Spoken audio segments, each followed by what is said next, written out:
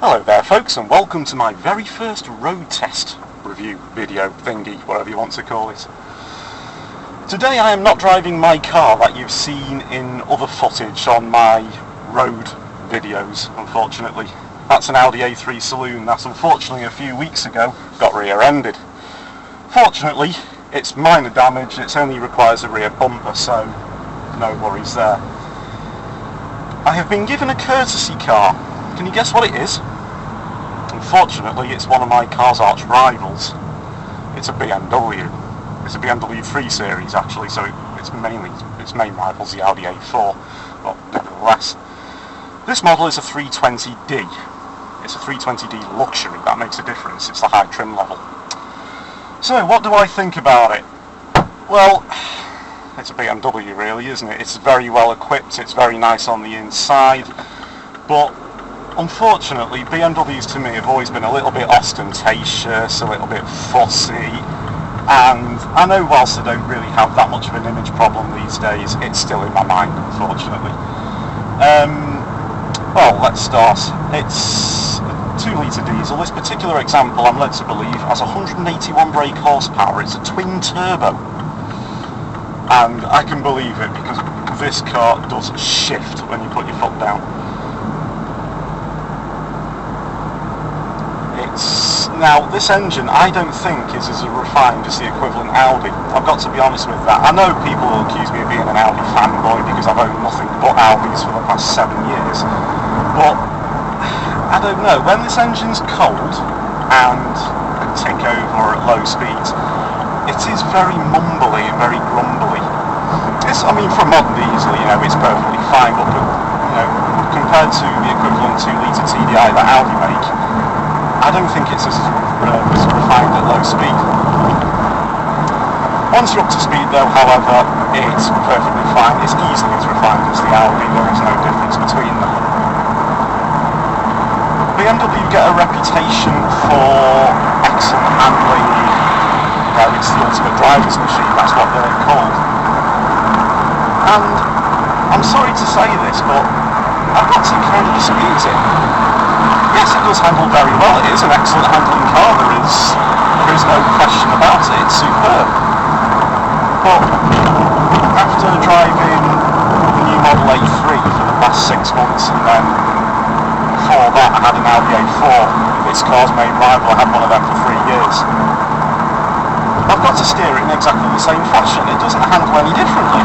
Not that I can see. Obviously, if you put it on a racetrack or you had a professional racing driver, there probably is a difference there, but as an average Joe, such as myself, I'm hard-pushed if I can see any difference. The only difference that I can see, personally, is the power steering isn't as well assisted. It's heavier to handle. Now, personally, I like that. Maybe you can feel the road more. That could be, you can debate that as much as you want, but in terms of general handling, I can't see the difference between this and an Audi A4. It's an excellent handling car, but I can't see it being any better. In terms of comfort, now this particular example has flat tyres. Now, I have moaned a lot about these in the past. I don't particularly like them because the ride can be absolutely jarring.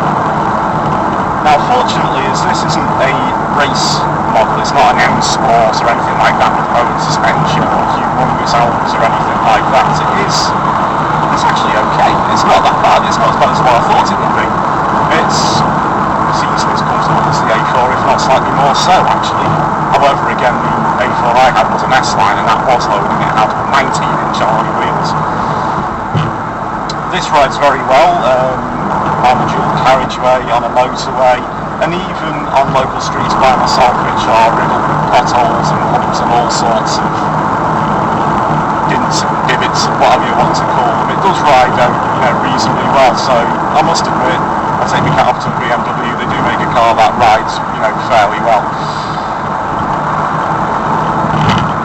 Right, in terms of the interior, what's this like compared to an Audi?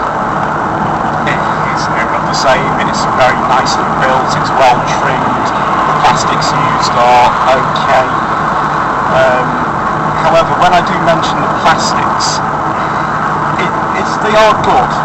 Don't get me wrong. But I do think, again, not trying to sound like an Audi fanboy, Audi do make them a little bit better again.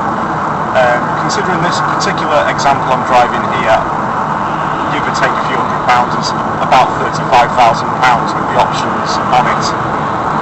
I would expect it to be a bit better than this. But it's not bad, it really isn't bad, it's perfectly fine. It's got full leather interior on it. The leather is okay.